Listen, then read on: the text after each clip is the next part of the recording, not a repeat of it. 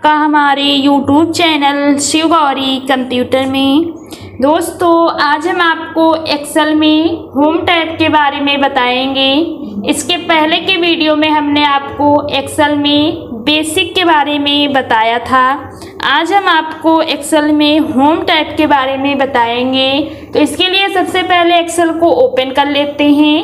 Window के साथ R press करेंगे और इसमें एक्सेल की मीनिंग डाल लेंगे, इंटर कर देंगे तो हमारा एक्सेल ओपन हो जाएगा। उसके बाद यहाँ पर आपको ये वाइट एरिया मिल जाता है, इसको सीट बोलते हैं।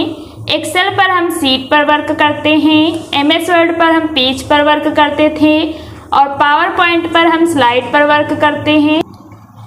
तो सबसे पहले यहाँ पर कुछ टाइप कर लेते हैं। टाइप करने के लिए यहाँ पर इस तरह से क्लिक करेंगे, यहाँ पर लिखेंगे 2, डाउन एरो प्रेस करेंगे, यहाँ पर लिख लेते हैं 4। अब यहाँ पर 2 और 4 को माउस के लेफ्ट क्लिक को दबाकर रखेंगे, इस तरह से सिलेक्ट कर लेंगे। उसके बाद जब ये वाला प्लस का साइन बन जाएगा तो लेफ्ट क्लिक को दबाकर रखेंगे और इस तरह से ड्रैग कर देंगे। तो आप देख सकते हैं कि 2 का टेबल लिख चुका है। इसी तरीके से यहाँ पर लिख लेंगे 3 और यहाँ पर 6, यहाँ पर 4, 8, 5, 10, 6,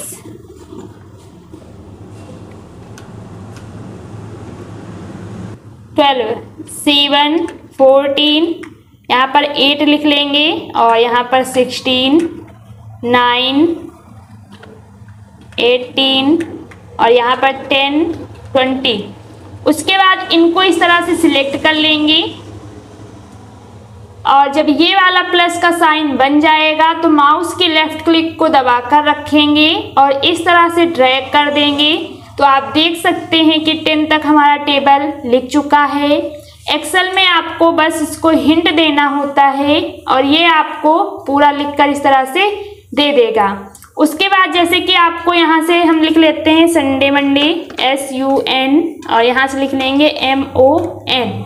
अब इन दोनों को यहाँ से सिलेक्ट करेंगे और यहाँ आएंगे कॉर्नर पर। जब ये वाला प्लस का साइन बन जाएगा तो माउस के लेफ्ट क्लिक को दबाकर रखेंगे और ड्रैग कर देंगे। तो आप देख सकते हैं कि यहाँ पर शॉर्ट में हमारा संडे मंडे लिख चुका है। उसके बाद अगर आपको फुल में लिखना है तो यहाँ से फुल मीनिंग दे देंगे इस तरह से इन दोनों को सिलेक्ट कर लेंगे और ये वाला प्लस का साइन बनने पर लेफ्ट क्लिक को दबाकर रखेंगे, इस तरह से ड्रैग कर देंगे। तो आप देख सकते हैं कि यहाँ पर हमारा फुल रूम में भी संडे मंडे लिख चुका है। उसके बाद जैसे कि हमको यहाँ से लिखना है जनवरी,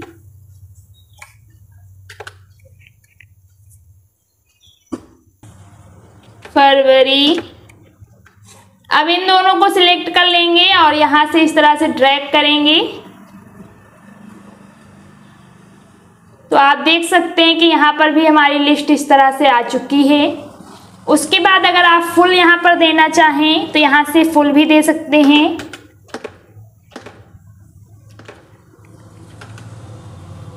यहाँ पर हमने जनवरी फरवरी लिख लिया। अब इसको यहाँ से प्लस का ये वाला साइन बनने पर इस तरह से ड्रैग कर देंगे। तो आप देख सकते हैं कि यहाँ पर ये हमारा जनवरी फरवरी फुल रूम में भी लिख चुका है।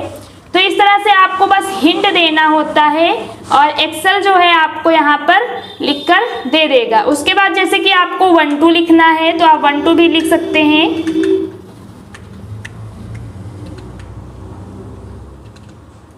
बस आपको यहाँ से हिंट देना पड़ेगा, ये आपको यहाँ से लिखकर दे देगा। इस तरह से आप यहाँ पर दे दें 61, 62, यहाँ से 71, 72, 81, 82, 91, 92। जहाँ तक आपको लिखना हो इस तरह से लिख लेंगे और यहाँ से इस तरह से सिलेक्ट करेंगे और ये वाला प्लस का साइन बनने पर इस तरह से ड्रैग कर देंगे। तो आप देख सकते हैं कि 100 तक हमारी 1 2 लिख चुकी है। अगर आप इसको और भी बढ़ाना चाहें तो ये वाला प्लस का साइन बनाकर आप नीचे की ओर ड्रैग करेंगे तो आप देख सकते हैं कि और भी ये हमारा बढ़ चुका है इस तरह से। तो इस तरह से आप 1 2 टेबल ये सभी लिख सकते हैं। उसके बाद जैसे कि आपको यहाँ पर आप देख सकते हैं कि हमने सितंबर लिखा हुआ है, ये हमारा एक सेल से दूसरी सेल में आ जा रहा है।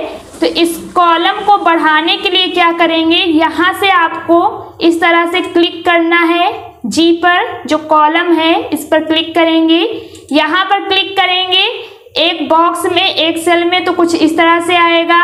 अगर आपको कॉलम की विड्थ बढ़ानी है तो आपको यहाँ पर क्लिक करना होगा, तो इस तरह से सिलेक्ट हो जाएगा। उसके बाद जब ये वाला प्लस का साइन बनेगा तो आपको लेफ्ट क्लिक करके इस तरह से इसको खींचना है। तो आप देख सकते हैं कि इस तरह से हमारे कॉलम की विड्थ बढ़ चुकी है। ये अब आपका जो सितंबर दूसरे सेल में जा रहा था वो इसी में एडजस्ट हो चुका है। तो इस तरह से आप इसको सिलेक्ट करेंगे, जिस भी कॉलम को आपको बड़ा करना हो उसको इस तरह से सिलेक्ट करेंगे कॉलम नंबर पर क्लिक करके, और ये वाला प्लस का साइन बनने पर आपको इस तरह से जितना भी बड़ा करना हो ड्रैग करना है माउस की लेफ्ट क्लिक दबाकर, तो वो आपका कॉलम की हाइट विड्थ बढ़ जाएगी। अगर आपको कम करना है विड्थ तो आप यहाँ से कम भी कर सकते हैं। जैसे कि ये हमारे जो टेबल लिखे हुए हैं, टेबल के जो ये हमारे कॉलम है इनकी विड्थ को हमको कम करना है, तो इनको सिलेक्ट करेंगे। सिलेक्ट कैसे करेंगे, बी कॉलम जो है इस पर क्लिक करेंगे इस तरह से, और माउस के लेफ्ट क्लिक को दबाकर रखेंगे इस तरह से, और इस तरह से ड्रैग करेंगे तो आप देख सकते हैं कि ये सभी हमारे सिलेक्ट हो चुके हैं। उसके बाद लास्ट वाले कॉलम पर जाएंगे और ये वाला प्लस का साइन बनने पर माउस के लेफ्ट क्लिक को दबाकर इस तरह से ड्रैग करेंगे, तो जितना भी आपको इसको छोटा करना हो विड्थ को वहां पर आप इस तरह से छोड़ देंगे। तो आप देख सकते हैं कि कॉलम की जो विड्थ थी वो कम हो चुकी है। उसके बाद एक काम आप और भी कर सकते हैं, जैसे कि हमको यहाँ से यहाँ तक कॉलम की विड्थ को कम करना है या बढ़ाना है, तो इनको सिलेक्ट करने के लिए आपको क्या करना होगा, बी पर क्लिक कर लेंगे और शिफ्ट को दबाकर रखेंगे। उसके बाद जहाँ तक आपको विड्थ कम करनी हो उस वाले कॉलम पर जाकर इस तरह से क्लिक कर देंगे, तो आप देख सकते हैं कि ये सिलेक्ट हो चुका है। अब आप यहाँ पर ये वाला प्लस का साइन बनने पर इसको कम भी इस तरह से कर सकते हैं।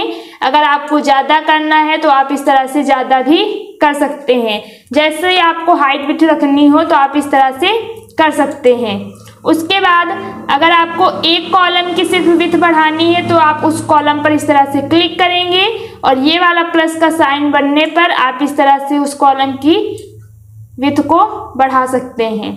अगर आपको रो की विड्थ हाइट बढ़ानी है रो की, तो रो पर क्लिक करेंगे, जिस भी रो नंबर की आपको बढ़ानी हो, जैसे कि हमको 7 की बढ़ानी है तो 7 पर इस तरह से क्लिक करेंगे और जब ये वाला प्लस का साइन बन जाएगा तो आप इस तरह से नीचे की ओर ड्रैग करेंगे, तो आप देख सकते हैं रो की हाइट बढ़ चुकी है। अगर आपको कम करना है तो आप इस तरह से ये वाला प्लस का साइन बनने पर ऊपर की ओर इस तरह से करेंगे तो आप कम भी कर सकते हैं।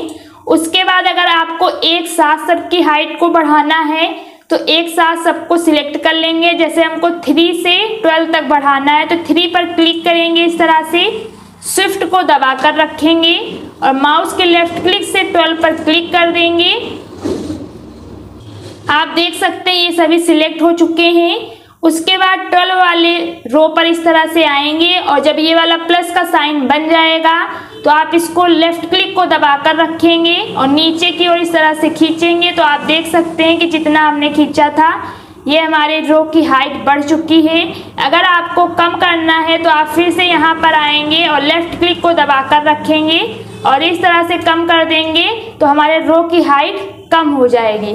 तो एक साथ अगर आपको करना है तो आप एक साथ सिलेक्ट करके ये कर सकते हैं, जितने भी रो की करनी हो। अगर एक की करनी है तो आप इस तरह से क्लिक करेंगे और यहाँ से ये वाला प्लस का साइन बनने पर बढ़ा सकते हैं इसकी हाइट और यहाँ से फिर से इस तरह से घटा सकते हैं। तो इस तरह से अगर आपको किसी रो और कॉलम की हाइट बढ़ानी या घटानी है तो आप इस तरह से क्लिक कर कर उसको बढ़ा या घटा सकते हैं। उसके बाद आपकी सेल आती है। सेल क्या होता है, रो और कॉलम को मिलाकर एक सेल बनती है। जहाँ पर रो और कॉलम एक दूसरे को काटते हैं उस बॉक्स को सेल बोलते हैं। ये जो हमारे बॉक्स हैं ये हमारे सेल होते हैं। अब जैसे कि सेल में कुछ टाइप करते हैं, यहाँ पर हमने लिखा शिव गौरी, यहाँ से हमने शिव गौरी लिख लिया। अब हम दूसरी सेल में आ जाते हैं। इस तरह से कहीं हमने दूसरी सेल में आ गए, दूसरी सेल में क्लिक कर दिया। अब जिसमें हमने शिव गौरी लिखा था इस सेल में हमको कुछ ऐड करना है, शिव गौरी कंप्यूटर लिखना है। तो जब हम कंप्यूटर लिखने जाते हैं तो जो हमारा शिव गौरी था वो हट जाता है। तो यहाँ से हमारा शिव गौरी हट चुका है। तो इसके लिए आपको क्या करना होगा, जैसे कि कंप्यूटर है, इसमें हमको शिव गौरी कंप्यूटर लिखना है, तो उसके लिए आपको क्या करना होगा, इस पर डबल क्लिक करेंगे तो आप देख सकते हैं कि यहाँ पर हमारा कर्सर आ चुका है। अब आप यहाँ पर कुछ भी ऐड कर सकते हैं इस तरह से, या फिर अगर आपको आगे लिखना है तो यहाँ पर डबल क्लिक करेंगे इस तरह से, तो यहाँ पर हमारा कर्सर आ जाएगा और यहाँ पर क्लिक करेंगे और इस तरह से गौरी लिख सकते हैं। उसके बाद जैसे कि हम यहाँ पर लिख लेते हैं कंप्यूटर। अब दूसरी सेल में आ गए। अब इसमें हमको सेंटर लिखना था, तो जब हम सेंटर लिखने जाते हैं तो कंप्यूटर हट जाता है और सेंटर हमारा लिख जाता है।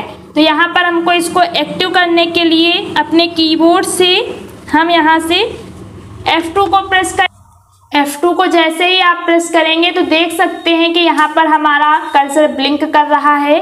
अब आप यहाँ पर कुछ भी ऐड कर सकते हैं इस तरह से। तो इस तरह से अगर आप दूसरी सेल में आ जाते हैं, बैक उसी सेल में आपको कुछ ऐड करना है तो आप F2 करके भी ऐड कर सकते हैं या फिर डबल क्लिक करते हैं तब भी आपका कर्सर उस सेल में आ जाता है। उसके बाद जैसे कि हमने यहाँ पर शिव गौरी कंप्यूटर लिखा हुआ है, अब आप चाहते हैं कि ये जो आपका शिव गौरी कंप्यूटर है ये दूसरी सेल में जा रहा है, इसी वाली सेल में एडजस्ट हो जाए।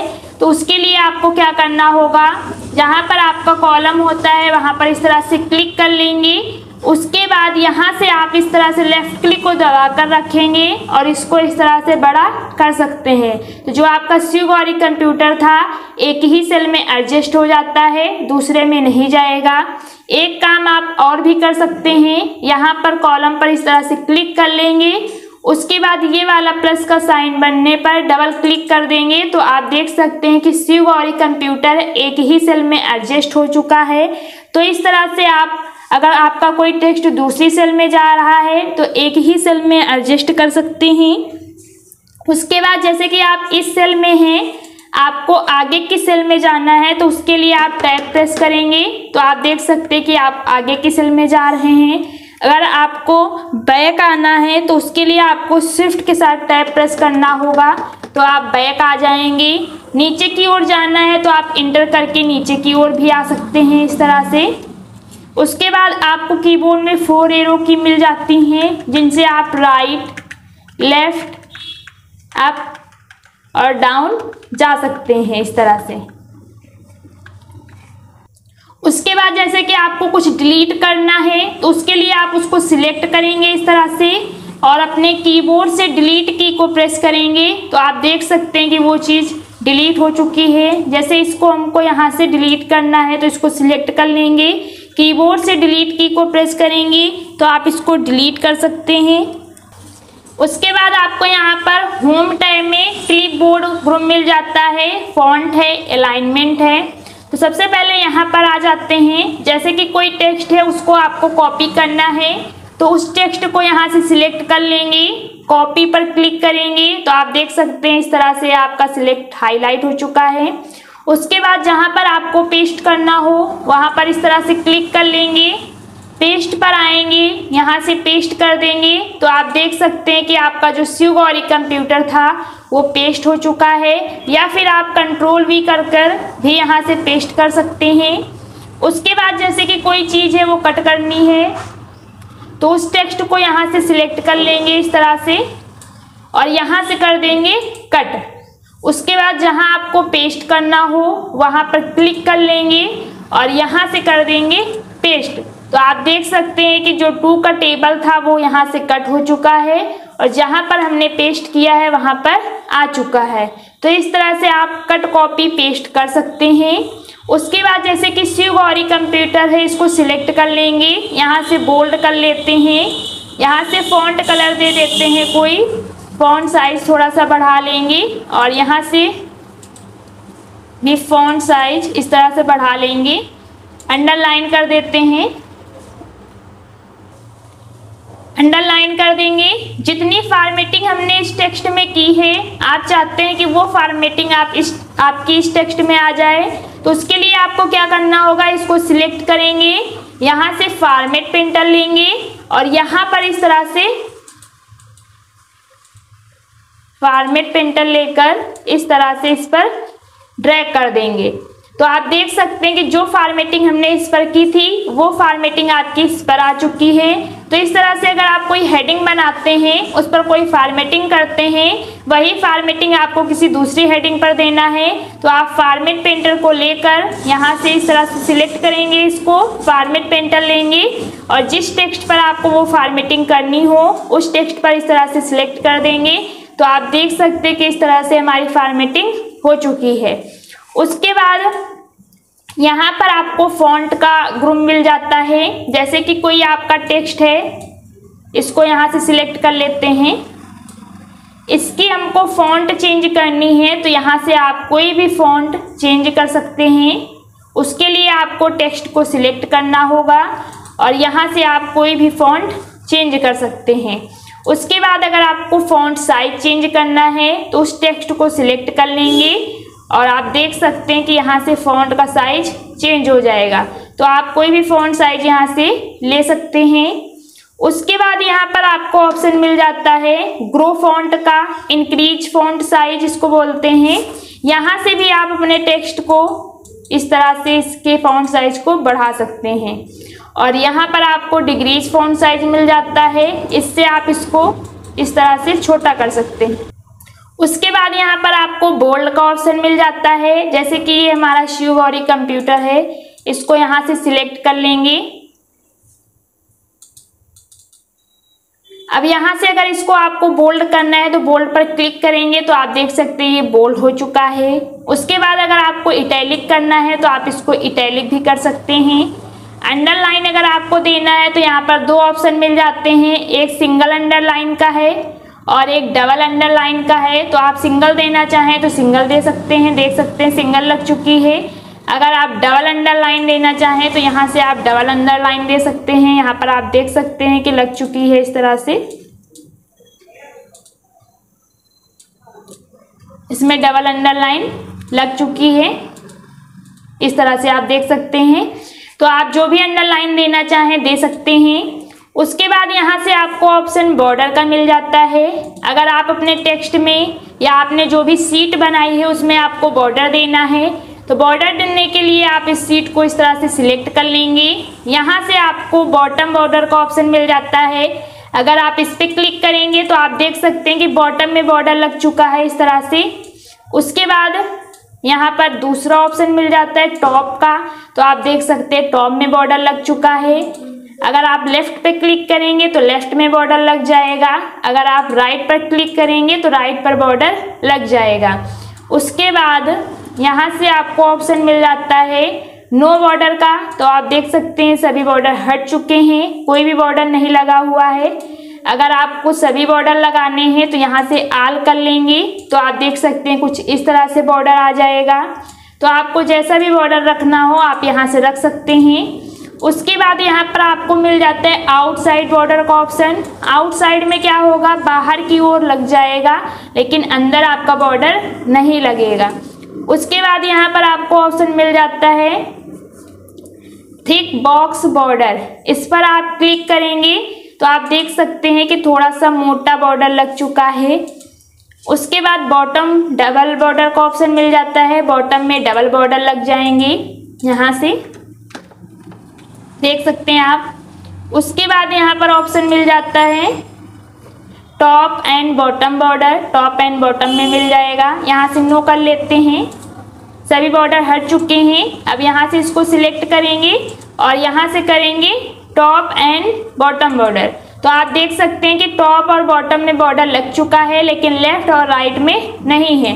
तो जिस तरह का आप बॉर्डर लगाना चाहें यहाँ पर आपको कई स्टाइल मिल जाती हैं, आप इनका यूज करके देख सकते हैं। उसके बाद यहाँ पर आपको ड्रा बॉर्डर का ऑप्शन मिल जाता है, इसमें आप बॉर्डर को ड्रा कर सकते हैं। जैसे कि यहाँ से हम कर देते हैं नो बॉर्डर, तो आप देख सकते हैं इसमें कोई बॉर्डर नहीं है। अब यहाँ से हम ले लेंगे ड्रा बॉर्डर का ऑप्शन, यहाँ से ड्रा करने को मिल जाता है। यहाँ से आप बॉर्डर को इस तरह से ड्रा कर सकते हैं। तो इसमें आप देख सकते हैं कि आपका जो बॉर्डर है वो आउटसाइड में आ रहा है, लेकिन अंदर की ओर नहीं है। उसके बाद यहाँ पर आपको मिल जाता है ड्रा बॉर्डर ग्रिड, इस पर आप क्लिक करेंगे और इस तरह से ड्रा करेंगे तो आप देख सकते हैं कि इसमें इस तरह से कुछ आएगा, अंदर भी बॉर्डर आएगा और बाहर की ओर भी आएगा। उसके बाद यहाँ से आपको इरेज बॉर्डर का ऑप्शन मिल जाता है, अगर आप इसको लेंगे तो आप बॉर्डर को इरेज भी कर सकते हैं इस तरह से। उसके बाद यहाँ पर आपको लाइन कलर का ऑप्शन मिल जाता है, आपको यहाँ से कलर लेकर बॉर्डर को ड्रा कर सकते हैं कलर में, तो इस तरह से कलर में आ जाएगा। उसके बाद अगर आपको लाइन स्टाइल चाहिए कि आप किस स्टाइल को लेकर बॉर्डर को ड्रा करना चाहते हैं, तो वो भी आप यहाँ से लेकर और इस तरह से स्टाइल में ड्रा कर सकते हैं। यहाँ से हम इसको जूम कर देंगे तो इस तरह से आप देख सकते हैं कि कुछ इस तरह से आ जाएगा। उसके बाद यहाँ से लाइन स्टाइल भी मिल जाती है, मोर बॉर्डर का ऑप्शन मिल जाता है, इसमें और भी ऑप्शन है, तो ये अभी आप यहाँ से यही यूज कीजिए। उसके बाद यहाँ से आपको टेक्स्ट में फिल कलर मिल जाता है, टेक्स्ट फिल कलर। तो आपको अगर अपने टेक्स्ट में कलर को फिल करना है तो आप यहाँ से टेक्स्ट के बैकग्राउंड पर इस तरह से कोई भी कलर फिल कर सकते हैं, कुछ इस तरह से आ जाएगा। उसके बाद अगर आपको टेक्स्ट में कलर देना है तो टेक्स्ट को सिलेक्ट कर लेंगे और यहाँ से आप टेक्स्ट को कलर दे सकते हैं, जो भी कलर आप देना चाहें यहाँ से दे सकते हैं। उसके बाद यहाँ पर जैसे कि ये शिव गौरी कंप्यूटर हमारा लिखा हुआ है इस तरह से, इस हेडिंग को अगर आपको टॉप अलाइन में रखना है तो आप टॉप अलाइन में क्लिक करेंगे तो आप देख सकते हैं ये हेडिंग ऊपर आ चुकी है। अगर आपको सेंटर अलाइन में रखना है मिडिल में तो आप मिडिल कर सकते हैं। अगर आपको बॉटम में रखना है तो यहाँ से बॉटम पर क्लिक करेंगे तो ये बॉटम पर आ जाएगी। उसके बाद जैसे कि यहाँ पर हम लिख लेते हैं राम, इस तरह से हमने राम लिख लिया। अब इस राम को अगर आपको सेंटर में रखना है तो यहाँ से सेंटर पर क्लिक करेंगे तो ये सेंटर में आ जाएगा। अगर आपको लेफ्ट में रखना है तो आप लेफ्ट में रख सकते हैं, अगर आपको राइट में रखना है तो आप राइट में भी इसको रख सकते हैं। जैसा भी आपको रखना हो आप इसे लाइन से रख सकते हैं। उसके बाद यहाँ पर आपको इंक्रीज डिक्रीज का ऑप्शन मिल जाता है, इस पर क्लिक करके आप इस तरह से इस टेक्स्ट को राइट साइड में खिसका सकते हैं और इससे आप लेफ्ट साइड में ला सकते हैं, कुछ इस तरह से। तो जैसा भी आपको रखना हो आप यहाँ से रख सकते हैं। उसके बाद यहाँ पर आपको ऑप्शन मिल जाता है ओरिएंटेशन का, इसमें आप अपने टेक्स्ट के एंगल को कैसे भी रख सकते हैं। जैसे कि हम इस पर क्लिक करेंगे तो कुछ इस तरह से हमारा टेक्स्ट आ जाएगा। उसके बाद अगर हम इसको चूज करेंगे तो इस तरह से आ जाएगा। इसको यहाँ से छोटा कर लेते हैं।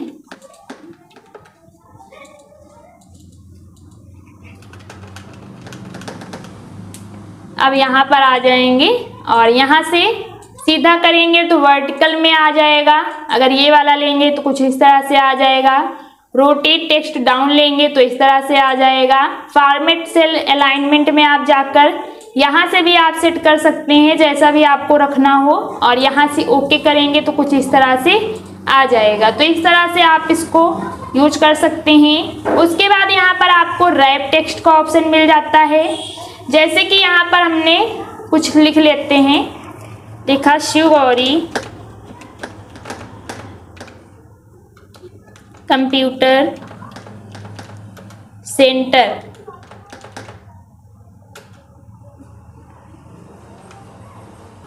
सेंटर हमने यहाँ पर लिख लिया शिव गौरी कंप्यूटर सेंटर। तो ये जो हमारा लिखा हुआ है ये दूसरी सेल में जा रहा है, इसको इसी सेल में अगर आपको एडजस्ट करना है तो यहाँ से रैप टेक्स्ट पर क्लिक करेंगे। जैसे ही आप रैप टेक्स्ट पे क्लिक करते हैं तो आप देख सकते हैं कि जो आपका टेक्स्ट है वो एक ही सेल में एडजस्ट हो चुका है। तो रैप टेक्स्ट क्या करता है, जब आपका जो टेक्स्ट होता है वो दूसरी सेल में जाता है, तो उसके लिए आपको उस सेल में इस तरह से क्लिक करना होगा और रैप टेक्स्ट पे क्लिक करेंगे तो इस तरह से कुछ टेक्स्ट हमारा एडजस्ट हो जाएगा। उसके बाद यहाँ पर आपको मर्ज एंड सेंटर का ऑप्शन मिल जाता है। इसमें आपको 4 ऑप्शन मिल जाते हैं। इसमें क्या होता है, जैसे कि हमने यहाँ से लिख लिया राम, इस तरह से हमने यहाँ पर राम लिख लिया। अब इस सेल को हमको मर्ज करना है, तो उसके लिए इस सेल को यहाँ से सिलेक्ट कर लेंगे कुछ इस तरह से। जितनी भी आपको सेल मर्ज करनी हो उनको सिलेक्ट कर लेंगे और यहाँ से कर देंगे मर्ज एंड सेंटर। तो आप देख सकते हैं कि ये मर्ज भी हो चुका है और जो हमारी हेडिंग थी वो सेंटर में भी आ चुकी है। तो इस तरह से आप मर्ज एंड सेंटर भी कर सकते हैं। जैसे कि सिर्फ इसको ही हम यहाँ से इस तरह से सिलेक्ट कर लेते हैं और यहाँ से करेंगे मर्ज एंड सेंटर। तो आप देख सकते हैं कि हमारी हेडिंग बीच में भी आ चुकी है और ये मर्ज भी हो चुकी है। उसके बाद यहाँ से इस तरह से इसको सिलेक्ट कर लेंगे और यहाँ पर आपको दूसरा ऑप्शन मिल जाता है मर्ज अक्रॉस। इसमें क्या होता है कि आप देख सकते हैं कि जो हमारी रो थी वो मर्ज हो चुकी हैं और जो कॉलम थे वो यहाँ पर सिर्फ रो सिंगल रो इस तरह से मर्ज हो चुकी हैं। उसके बाद आपको यहाँ पर ऑप्शन मिल जाता है मर्ज सेल का। मर्ज सेल में क्या होता है, जैसे कि हमने यहाँ से लिखा राम, अब इस सेल को हमको मर्ज करना है, ये इतनी सेल है इनको मर्ज करना है। तो यहाँ से आएंगे मर्ज सेल पर, तो आप देख सकते हैं कि सेल तो मर्ज हो चुकी है लेकिन जो हमारी हेडिंग थी वो साइड में ही है, ये सेंटर में नहीं आई है। तो मर्ज एंड सेंटर अगर आप करते हैं तो आपका जो सेल है वो मर्ज भी हो जाएंगी और जो आपकी हेडिंग होगी वो सेंटर में भी आ जाएगी इस तरह से। लेकिन अगर आप मर्ज सेल करेंगे तो आपकी जो हेडिंग होगी वो आपकी वहीं पर रहेगी और आपकी जो सेल है वो मर्ज हो जाएगी। उसके बाद यहाँ पर आपको ऑप्शन मिल जाता है अनमर्ज सेल। इसमें क्या होगा, जैसे कि हम इन सेल को यहाँ से कर लेते हैं मर्ज, तो अनमर्ज सेल में क्या होगा कि पहले की जैसी आपकी सेल हो जाएंगी, ये अनमर्ज हो जाएंगी। तो इस तरह से आप क्लिपबोर्ड, फॉन्ट, अलाइनमेंट ऑप्शन का यूज कर सकते हैं। दोस्तों उम्मीद करते हैं आपको हमारा वीडियो पसंद आया हो। अगर आपको हमारा वीडियो पसंद आया हो तो हमारे वीडियो को लाइक करें, शेयर करें, सब्सक्राइब करें। धन्यवाद दोस्तों।